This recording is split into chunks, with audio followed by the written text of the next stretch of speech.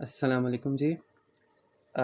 Lecture 1 हमारा आज audit and assurance का है, ठीक है। इसके अंदर मैं आप लोगों के साथ जो आज 2 ऑब्जेक्टिव्स शेयर करूँगा, लर्निंग आउटकम्स शेयर करूँगा। उसके अंदर सबसे पहला जो आपका टॉपिक है वो है origin and purpose of audit, या origin and purpose of assurance की बात करते हैं पहले, ऑडिट फिर बाद में बात करते हैं। और जी दूसरा जो हमारा टॉपिक है वो होगा एडवांटेजेस ऑफ एश्योरेंस, के एश्योरेंस सर्विसेज के क्या एडवांटेजेस होते हैं। चलें जी, अब ओरिजिन ऑफ एश्योरेंस की अगर हम बात करें तो एश्योरेंस आपके टॉपिक का नाम है, आपके सब्जेक्ट का नाम है ऑडिट एंड एश्योरेंस, ठीक है जी। ये दो चीज़ें हैं, ये दोनों डिफरेंट चीज़ें हैं।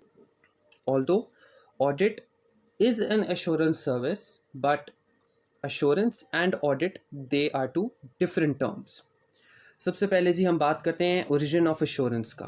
तो जी एश्योरेंस जो होती है, इसका ओरिजिन एक्सप्लेन करने से पहले मैं आप लोगों को एक स्टोरी जो है वो कोट करना चाहूँगा, जो कि मोस्टली आप लोगों के जितने भी अकाउंटिंग के टीचर्स हैं, इंट्रोडक्शन टू अकाउंटिंग की जब आप जिन्होंने पढ़ी है, उनके टीचर्स ने उन लोगों को स्टार्ट में कॉन्सेप्ट बिल्ड करने के लिए, एक बेस बनाने के लिए बताई थी। मैं आप लोगों के साथ वो शेयर करता हूँ। ये स्टोरी इस तरह से है कि क्या होता है कि एक हैं जी मिस्टर ए और एक आपके पास है मिस्टर बी। ये मिस्टर ए जो हैं, इनकी एक कंपनी है, ठीक है जी। और ये इसके ओनर हैं, ओनर कह लें, शेयर होल्डर कह लें, एक ही बात है। शेयर होल्डर की जो टर्म होती है वो ज़्यादातर लॉ के जो सब्जेक्ट्स होते हैं उनके अंदर यूज़ की जाती है। इसके अंदर मैं सिंपलिसिटी के लिए ओनर का वर्ड यूज़ कर रहा हूँ, ठीक है जी। तो ये जो हैं वो ओनर हैं इस कंपनी के। अब मिस्टर ए जो है ना, उन्होंने मुल्क से बाहर जाना है, ठीक है, किसी टूर पे जाना है या वर्ल्ड टूर पे जाना है, जहाँ मर्जी जाना है, ठीक है।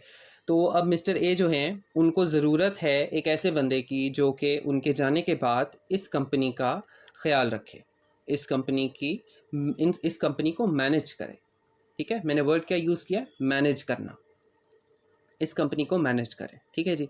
अब मिस्टर ए जो है ना, वो मिस्टर बी को अपॉइंट करते हैं कि सर आप जो हैं वो मेरी कंपनी को मैनेज करें जब तक कि मैं अपने टूर से या अपने वेकेशन से वापस नहीं आ जाता। मिस्टर बी कहते हैं ठीक है। अब मिस्टर बी जो हैं, मिस्टर ए जो है, ठीक है, वो सारे के सारे जो कंपनी की एसेट्स हैं, सारा कुछ जितना कैश है, बैंक है, वो सारा कुछ बी को दे के, बी के हवाले करके खुद वो चला जाता है वर्ल्ड टूर पे, ठीक है।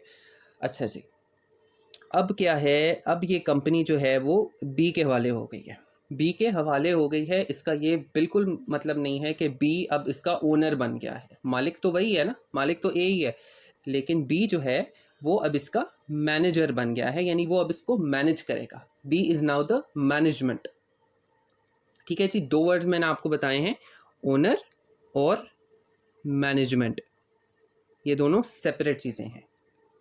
जाहिर सी बात है, जब एक कंपनी फॉर्म हो गई, ठीक है, और मिस्टर ए जो है उसने अपनी जो कंपनी है वो मिस्टर बी के हवाले कर दी, इस सेंस में कि अब आप उसको मैनेज करेंगे, मैं यहाँ मुल्क से बाहर जा रहा हूँ, इसकी भागदौड़ आप संभालेंगे, और साल के एंड में मैं आके आपसे इसका हिसाब किताब लूँगा कि जी आपने क्या कमाया और क्या खोया, यानी जितना भी प्रॉफिट वगैरह या लॉस आया या जितनी भी ट्रांजैक्शंस बीच में हुई, ठीक है, वो सारी की सारी मैं एट द एंड आके आपसे फाइनेंशियल स्टेटमेंट्स की फॉर्म में आपसे आपका जो अकाउंटेबिलिटी है वो आपसे करूँगा।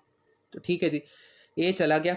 अब बी जो है वो अकाउंटेबल है ए को, उसने जितने भी साल के अंदर जितनी ट्रांजैक्शंस की, जितनी सेल परचेज की, जितने लोन लिए, जितनी रीपेमेंट्स की, जितनी डेटर से कलेक्शन की पेमेंट्स की, ठीक है, जितने डिपॉजिट्स वगैरह किए, जितने बैंक की टर्म्स की, सारा कुछ सब के लिए B is now responsible and accountable to a for what he has done for the entire year. अब जी ए जो है वो वापस आया एक साल के बाद। जब ए जो है वो एक साल के बाद वापस आया तो बी ने कहा, ए ने कहा जी बताएं जी क्या आपने काम किए, किस तरह से मेरी कंपनी मैनेज की है। बी ने ईयर एंड पे फाइनेंशियल स्टेटमेंट्स जो हैं वो जाके पकड़ा दी ए को कि ये लें जी, ये आपकी कंपनी का की फाइनेंशियल स्टेटमेंट्स हैं, ये आपकी जी चेंजेस इन इक्विटी हैं, ये आपके फाइनेंशियल स्टेटमेंट के अंदर एसेट के बैलेंस है, ये लाइबिलिटीज़ हैं आपकी, और ये सारा कुछ ना बड़े आराम से वो बता रहा है उसको ए को। एक तरह से बी ने क्या किया, बी ने जो फाइनेंशियल स्टेटमेंट्स दी हैं, ठीक है, अब ए जो है वो किस तरह से मान ले, क्योंकि बी जो है वो ए का कुछ लगता तो है नहीं जो कि ए उस पर ट्रस्ट करे, ठीक है, ज़रूर ट्रस्ट करके उसने अपनी कंपनी जो है उसके हवाले की थी, लेकिन still at the end B जो है वो ए को अकाउंटेबल है फॉर हिज एक्शंस, और ए जो है उसका लीगल राइट है एज एन ओनर कि वो बी से पूछे कि भाई तुम्हारे हवाले में करके क्या था ये सारी चीज़ें, तो इसने तुमने इनमें क्या क्या काम किए। अच्छा जी, अब ए को जब उसने फाइनेंशियल स्टेटमेंट्स दी तो ए जो है उसको थोड़ी मतलब टेंशन हो रही कि यार ये किस तरह से हो सकता है कि मैं एसेट्स जो है वो बैंक बैलेंस तो मैं इतना छोड़ के गया था, और कैश इन ड्रॉर जो है वो मैं इतना छोड़ के गया था, लोन जो है वो मैंने इतने लिए नहीं कि लाइबिलिटीज़ इतनी आ रही हैं, लोन रीपेमेंट्स वगैरह इतनी मैंने जो है वो लोन लिए नहीं थे जितनी रीपेमेंट्स इधर हो रही हैं। तो मतलब उसके दिमाग में एक शक सा आया कि यार इस तरह से कैसे हो सकता है। अब वो डायरेक्ट बी को भी नहीं बोल सकता था कि भाई ये तुमने बताओ मुझे इसने क्या किया। बी ने तो कभी भी नहीं आपको सच बताना था। क्यों? क्योंकि बी ने जो फाइनेंशियल स्टेटमेंट्स बनाई थी, इसको गौर से पढ़ें कि बी ने जो फाइनेंशियल स्टेटमेंट्स बनाई थी वो अपने बेस्ट व्यू में बनाई थी। वो फाइनेंशियल स्टेटमेंट्स जो बी ने बनाई थी वो जो है वो बेस्ट व्यू शो कर रही थी, ना कि ट्रू एंड फेयर व्यू। वो true and fair view show नहीं कर रही थी, बल्कि वो बेस्ट व्यू शो कर रही थी। बेस्ट किसके? Best in the interest of B, यानी कि द मैनेजर। अब ए जो है उसको ज़रूरत पड़ी कि भाई मुझे किसी तरह पता लगे कि मैं इन फाइनेंशियल स्टेटमेंट्स पे ये जो प्रॉफिट के बैलेंस आ रहा है, ये जो आपका एसेट और लायबिलिटी का बैलेंस आ रहा है, ये जो equity at the end of the year आ रही है, ये सारी की सारी ठीक भी है कि नहीं। मैं किस तरह से ट्रस्ट कर सकता हूँ, किस तरह से मैं इन बैलेंसेस पे कॉन्फिडेंट हो सकता हूँ कि जी जो बी ने मुझे बताया है वो ठीक है या नहीं है। ठीक हो गया जी। अब यहाँ पर हमारा जो है वो टॉपिक आज का आता है कि जैसे ही कंपनीज जो हैं, ठीक है, वो बनती हैं, जिनको जॉइंट स्टॉक कंपनीज भी लॉ के अंदर कहते हैं। ये एश्योरेंस सर्विसेज जो होती हैं ये तब स्टार्ट हुई जब कि कंपनीज स्टार्ट हुई, कंपनीज बनना शुरू हुई, क्योंकि सोल प्रोपराइटर के अंदर जो, जैसे आपने लॉ में पढ़ा होगा कि सोल प्रोपराइटर के अंदर जो आपकी ओनरशिप और मैनेजमेंट होती है वो ऑलमोस्ट एक ही बंदा कर रहा होता है। ठीक है, जो ओनर होता है वही मैनेजर होता है, क्योंकि वो एक सोल प्रोपराइटर एक छोटा सा बिजनेस होता है। ठीक है, उसके अंदर उसको इतना ज़्यादा प्रॉफिट नहीं होता है जितना अगर वो बंदे रख लेता है मैनेजमेंट के तौर पे। तो इसलिए वो यूजुअली जो उसके ओनर होते हैं वही उसके मैनेजर होते हैं। लेकिन जब बिजनेस बढ़ता है, वो एक कंपनी फॉर्म में आता है, तो कंपनीज जो होती हैं उनके अंदर ओनरशिप और मैनेजमेंट सेपरेट हो जाती हैं।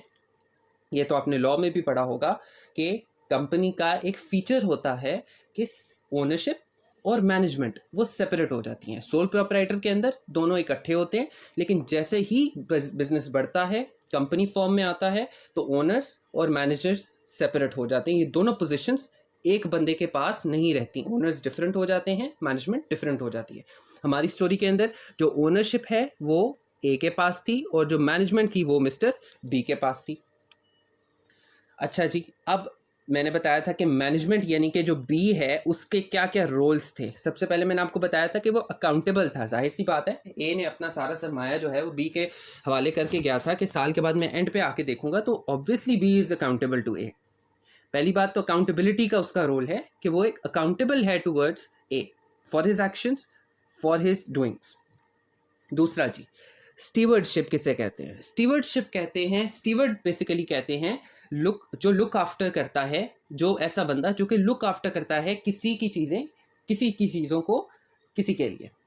ठीक है, यानी कि स्टीवर्डशिप उसे कहते हैं, स्टीवर्ड बेसिकली उसे कहते हैं एक ऐसा बंदा जो कि किसी के बिहाफ पे उसकी चीज़ों की देखभाल करता है, लुक आफ्टर करता है। अब अगर इस तरह से देखें तो ओनरशिप जब ए ने बी को अपनी जो कंपनी है, ठीक है, वो हवाले करके गया एज अ मैनेजर बी, ठीक है, तो बी जो है वो अब एक तरह से स्टीवर्ड एक्ट के तौर पे एक्ट करेगा फॉर ए।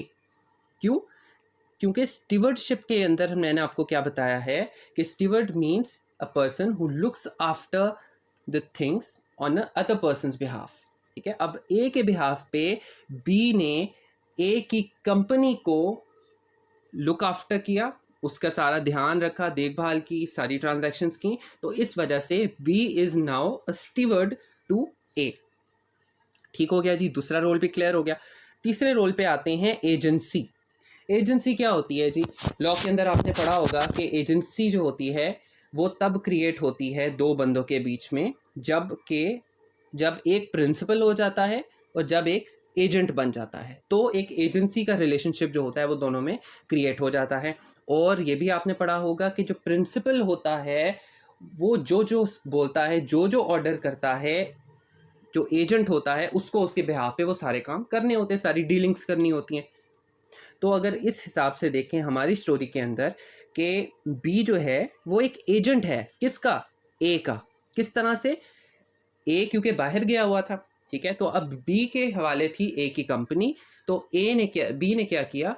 बी ने ए के बिहाफ पर ए की कंपनी की देखभाल करते हुए उससे सारी ट्रांजैक्शंस की, डेटर्स के साथ, क्रेडिटर्स के साथ, बैंक के साथ, गवर्नमेंट के साथ, इन सब स्टेक होल्डर्स के साथ बी ने ए के बिहाफ पर ट्रांजैक्शंस की। अब एट द एंड जो प्रिंसिपल था वो तो ए ही रहा क्योंकि वो ओनर था, ठीक है। ओनर ने हमेशा जो प्रिंसिपल होता है, जो एजेंट होता है, उसने हमेशा in the best interest of the principal काम करना होता है, ये हमने लॉ में पढ़ा है।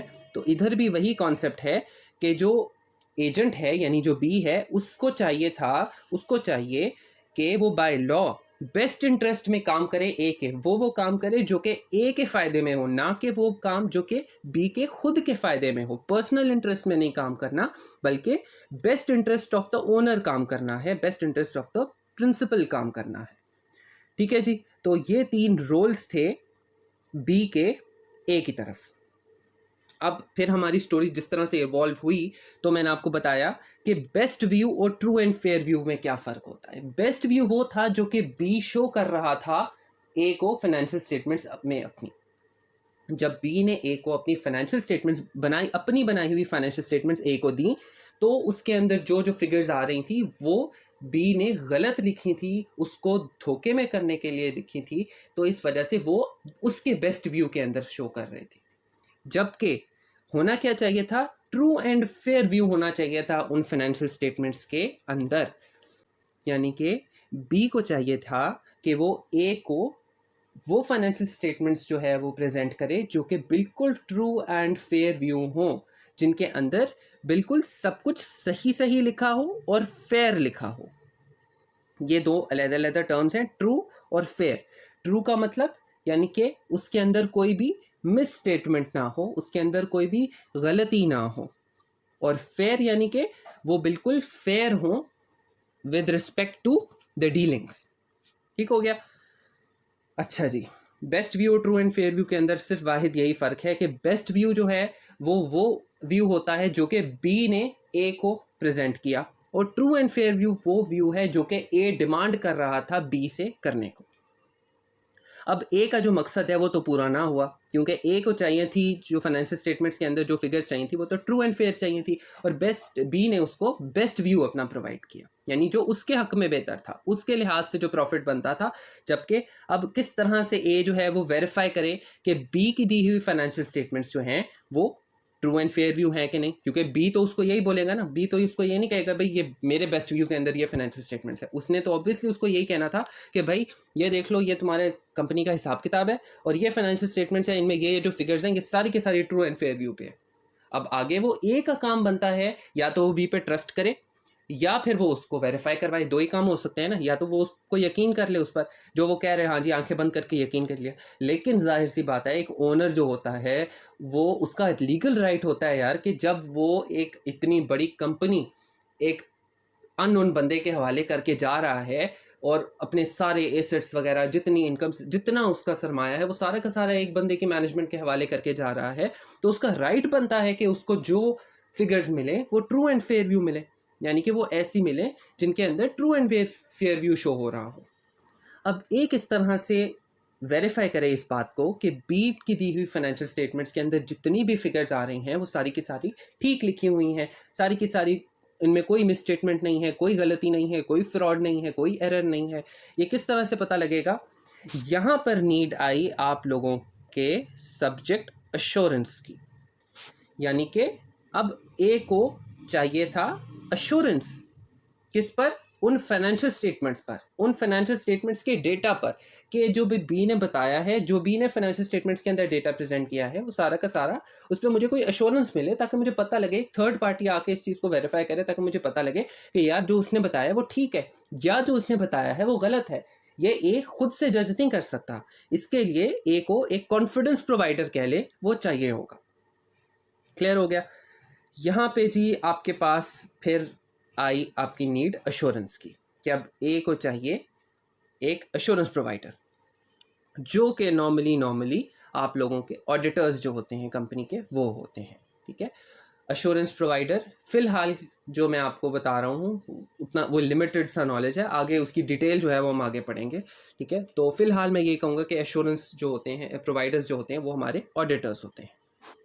यहाँ पर नीड आई एक ऑडिटर की, यहाँ पर नीड आई एक ऐसे एश्योरेंस प्रोवाइडर की जो कि उन फाइनेंशियल स्टेटमेंट्स में जो कि बी ने बनाई हुई है उसमें ए को कॉन्फिडेंस में लेगा कि यार ये देख लो, ये मैंने सारा कुछ चेक कर लिया है, ठीक है, मेरे हिसाब से इसके अंदर कोई गलती नहीं है। या तो वो ये बोलेगा या वो बोलेगा कि मेरे हिसाब से ये सही है या मेरे हिसाब से ये गलत है, मैंने जितना काम परफॉर्म किया वो सारे के हिसाब से ये चीज़ें ठीक हैं या गलत हैं। दो ही पॉसिबिलिटीज़ हो सकती हैं। तो जी अश्योरेंस का मतलब कॉन्फिडेंस, और हमने पढ़ा कि अश्योरेंस सर्विसेज जो होती हैं वो प्रोवाइड करती हैं हमें सीए फर्म्स।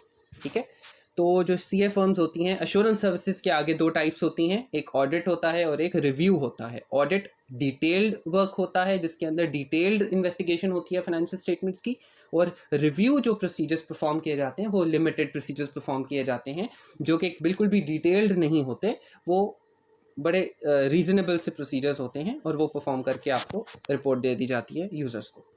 अगर अश्योरेंस सर्विसेज की बात करें तो अश्योरेंस सर्विसेज आपकी स्टैट्यूटरी भी हो सकती हैं और नॉन स्टैट्यूटरी भी हो सकती हैं। अश्योरेंस सर्विसेज का क्या मतलब है? हमने अभी पढ़ा कि नीड ऑफ अश्योरेंस हमें ज़रूरत है, एक user of the financial statement यानी कि जो शेयर होल्डर है, जो ओनर है, उसको चाहिए एक ऐसा कॉन्फिडेंस प्रोवाइडर जो कि फाइनेंशियल स्टेटमेंट्स जो मैनेजमेंट ने बनाई हैं उन पर अपनी एक अश्योरेंस, अपना एक ओपिनियन दे सके, जिसकी बेस पर मिस्टर ए यानी कि जो ओनर है वो उसका कॉन्फिडेंस लेवल बढ़ जाए उस पर, उन फाइनेंशियल स्टेटमेंट्स पर। ठीक है जी, तो जो एश्योरेंस सर्विसेज अब जो होती हैं वो हमारी सीए फर्म्स प्रोवाइड करती हैं मोस्टली, और जो एश्योरेंस सर्विसेज होती हैं, ठीक है, वो आपकी स्टैट्यूटरी भी हो सकती हैं, यानी कि लॉ रिक्वायर कर सकता है करवाने के लिए। ठीक है, जिस तरह के कंपनीज एक्ट में आपने लॉ में पढ़ा है कि कंपनीज एक्ट के अंदर जो फाइनेंशियल स्टेटमेंट्स जो मैनेजमेंट ने बनाई होती हैं वो पब्लिश होने से पहले उनका ऑडिट ज़रूरी होता है। क्या ज़रूरी होता है? ऑडिट, यानी कि जो ऑडिट है ये भी एक एश्योरेंस सर्विस है जो कि सीए फर्म प्रोवाइड करती हैं। और इसी तरह से नॉन स्टैट्यूटरी की अगर बात करें तो कुछ ऐसी सर्विसेज भी होती हैं जो कि लॉ रिक्वायर नहीं करता लेकिन कंपनीज खुद से करवा लेती हैं उनके बेनिफिट्स की वजह से। एश्योरेंस सर्विसेज से क्या क्या बेनिफिट्स मिल सकते हैं कंपनी को? जी दो बेनिफिट्स जो हैं वो मोस्टली मिलते हैं। पहला, आपकी मैनेजमेंट का, आपके वर्कर्स का परफॉर्मेंस अप्रेजल हो जाता है, उनको पता लग जाता है ओनर्स को कि जो फाइनेंशियल स्टेटमेंट्स बनाई हैं उन पर उनकी एश्योरेंस हो जाती है जब, तो पता लग जाता है कि यार मैनेजमेंट ने सही काम किया है, तो उनकी परफॉर्मेंस को अप्रेज किया जाता है इस बेस पर। और अगर काम सही नहीं किया तो परफॉर्मेंस अप्रेजल नहीं होता, फिर डिमोशन हो जाती है किसी तरह से। ठीक है, यानी कि एक परफॉर्मेंस मेजरमेंट टूल आप कह सकते हैं इसको, ये इस तौर पर भी हेल्प करता है। इसके बाद हमारा सेकंड जो पॉइंट है वो क्या है जी? Deficiencies in internal control. Internal control क्या होता है? सबसे पहले तो ये समझें, इंटरनल कंट्रोल्स वो रूल्स, वो रेगुलेशंस होते हैं, वो प्रोसीजर्स होते हैं जिनके थ्रू फाइनेंशियल स्टेटमेंट्स बन के तैयार होती हैं और सामने रखी जाती हैं ओनर के। इंटरनल कंट्रोल्स वो रूल्स और रेगुलेशंस हैं, वो पॉलिसीज प्रोसीजर्स हैं जिनको फॉलो करते हुए मैनेजमेंट फाइनेंशियल स्टेटमेंट्स बनाती है और फिर आगे प्रेजेंट करती है टू द शेयर होल्डर्स। तो जो आपके एश्योरेंस सर्विसेज होती हैं, ठीक है, जो नॉन स्टैट्यूटरी होती हैं, ठीक है, वो हेल्प करती हैं मैनेजमेंट के इंटरनल कंट्रोल्स में डेफिशिएंसीज को पॉइंट आउट करने में। डेफिशिएंसीज यानी वीकनेसेस को फाइंड आउट करने में, पॉइंट आउट करने में हेल्प करती हैं कि भाई आपके इंटरनल कंट्रोल, ये हमने एश्योरेंस की है जी, ठीक है। अभी मैं आपको एश्योरेंस सर्विसेज के नाम बाद में बताता हूँ, ठीक है, लेकिन पहले आप इसको अभी एश्योरेंस सर्विसेज ही रहने दें, ठीक है। तो हमने जी एश्योरेंस प्रोवाइड की है, इससे हमें ये पता लगा, ये रिपोर्ट है हमारे सामने, ये आपके इंटरनल कंट्रोल के अंदर ये डेफिशिएंसी थी, आपके इंटरनल कंट्रोल में आपका यानी कि आपके पॉलिसीज प्रोसीजर्स जो थे वो ठीक नहीं थे, आपके कैमराज वर्क नहीं कर रहे थे, आपने जर्नल लेजर्स, फाइनेंशियल स्टेटमेंट सही से प्रिपेयर नहीं की, स्टैंडर्ड्स के अकॉर्डिंग प्रिपेयर नहीं की, ठीक है। इंटरनल कंट्रोल्स यानी कि वो चीज़ें जिनके थ्रू फाइनेंशियल स्टेटमेंट्स बन के आपके पास आती हैं, वो पॉलिसीज़ और प्रोसीजर्स।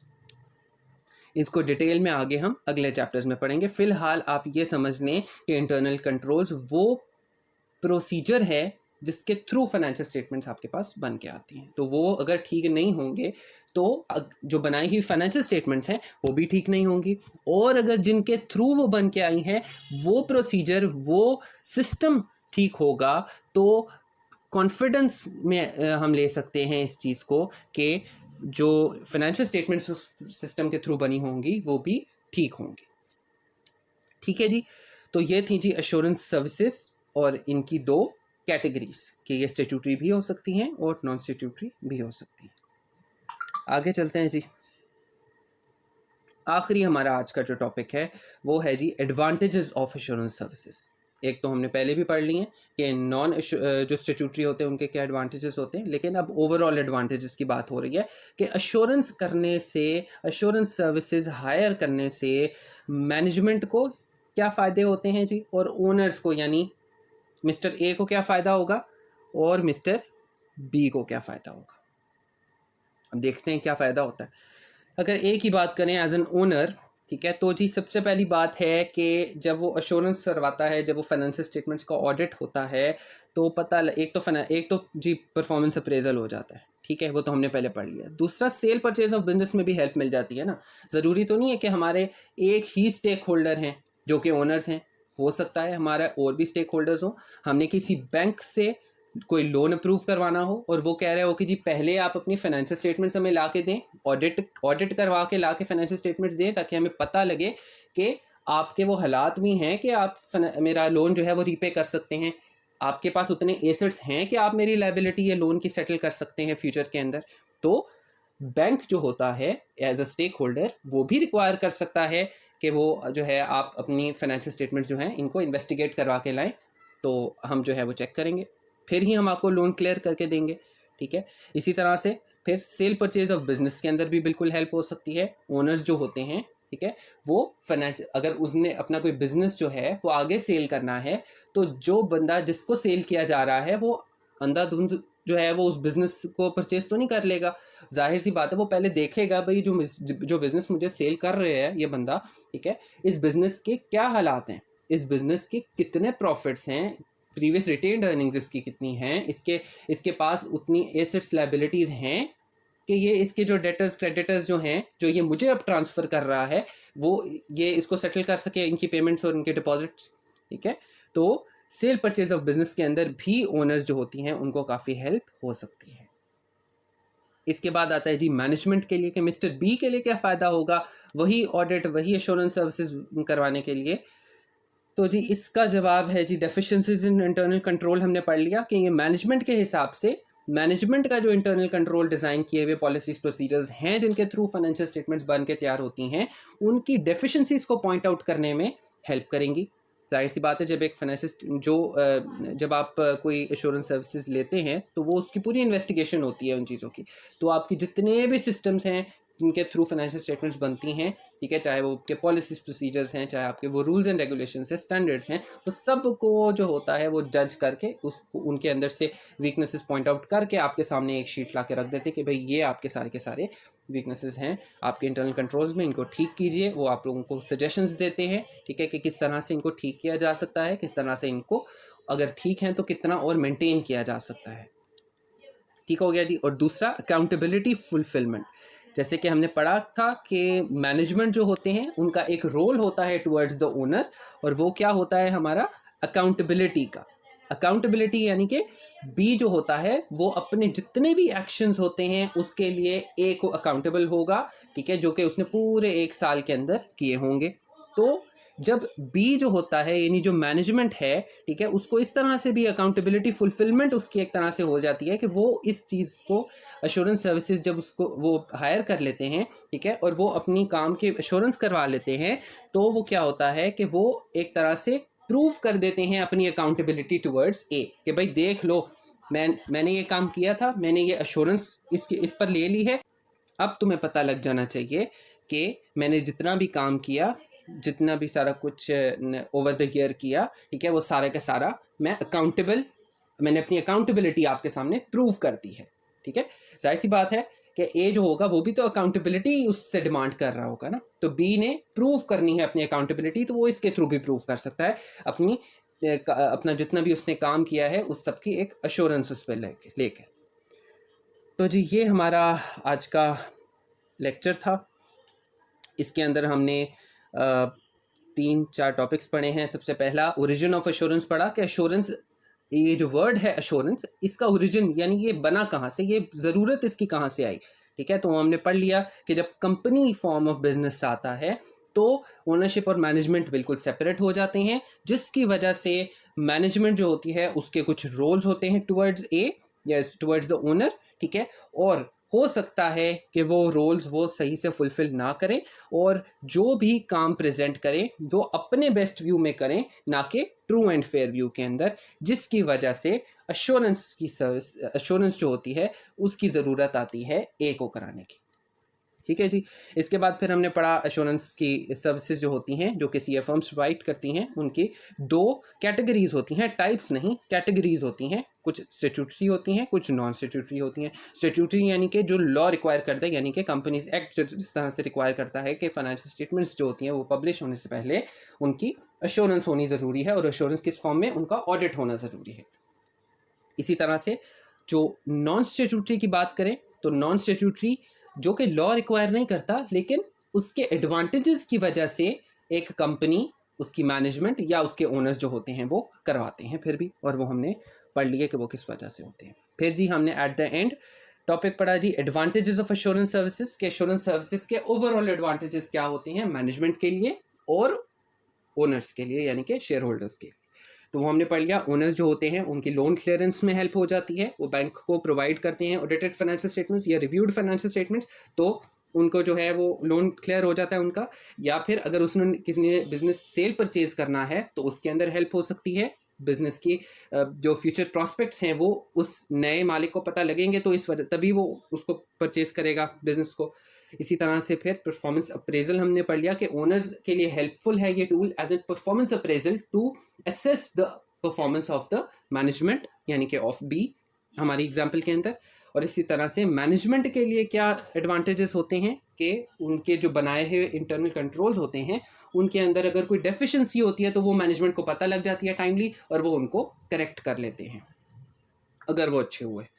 उसके बाद ये अकाउंटेबिलिटी फुलफिलमेंट की हमने बात पहले कर ली थी कि बी का रोल जो होता है, एक रोल जो होता है वो अकाउंटेबिलिटी भी होता है टुवर्ड्स द ओनर, ठीक है। तो बी किस तरह से अपनी अकाउंटेबिलिटी जो है वो प्रूव कर सकता है, एक अश्योरेंस अपनी करवा के अपने काम की अश्योरेंस करवा लेता है, ठीक है। तो इससे क्या होता है कि वो बी अपनी प्रूव कर देता है अकाउंटेबिलिटी टुवर्ड्स ए कि भाई देख लो मैंने प्रूव कर दिया कि मैं अकाउंटेबल था और ये मैंने सारा का सारा काम तुम्हारे सामने क्रिस्टल क्लियर कर दिया है, इस पर अश्योरेंस भी है, यानी कि अब तुम इस पर यकीन कर सकते हो, ठीक है जी। तो ये था हमारा टॉपिक और ये थे हमारे लर्निंग आउटकम्स जो कि आज के टॉपिक के अंदर, आज के लेक्चर के अंदर हमने कवर किए हैं। और फ्रेशर्स की अगर मैं बात करूं तो उनको अगर कोई भी कॉन्सेप्ट के अंदर जो कि अब तक अभी हमने पढ़ा है, कोई भी मसला आता है कुछ समझने के अंदर, तो वो मुझसे कांटेक्ट कर सकते हैं ईमेल के थ्रू। मैं जो ईमेल आईडी है वो डिस्क्रिप्शन में लिख दूंगा, आप उसके थ्रू मुझे ईमेल कर सकते हैं, मैं आपको रिस्पॉन्ड कर दूंगा होपफुली। और रिपीटर्स के लिए भी मैं ये कहूँगा कि ये वीडियोस बहुत हेल्पफुल होंगी, क्योंकि ऑब्वियसली उनके कॉन्सेप्ट्स तो बने हुए होंगे, तो उनको रिवीजन में बहुत ज़्यादा हेल्प करेंगी ये वीडियोस, क्योंकि ये शॉर्ट वीडियोस हैं, कॉन्सेप्ट्स पहले उनके स्ट्रॉन्ग है, बस उन्होंने सिर्फ उनको पॉलिश करना होता है, ठीक है। तो उनके लिए भी ये बहुत बेनिफिशियल होंगी, तो वो भी इसका बेनिफिट उठा सकते हैं, ठीक है जी। आई होप आपको ये लेक्चर जो है ये पसंद आया होगा। फर्स्ट लेक्चर था, मेरे पास इतनी कोई फैसिलिटीज़ नहीं है जिनके थ्रू मैं अपने लेक्चर्स को जो हैं वो बड़ा प्रोफेशनल तरीके से आपको शो कर सकूं, लेकिन जितनी हैं बस उसी के अंदर मैं मतलब पोर्ट्रे कर रहा हूं। आई होप कि आप लोगों को इस बात की समझ आएगी।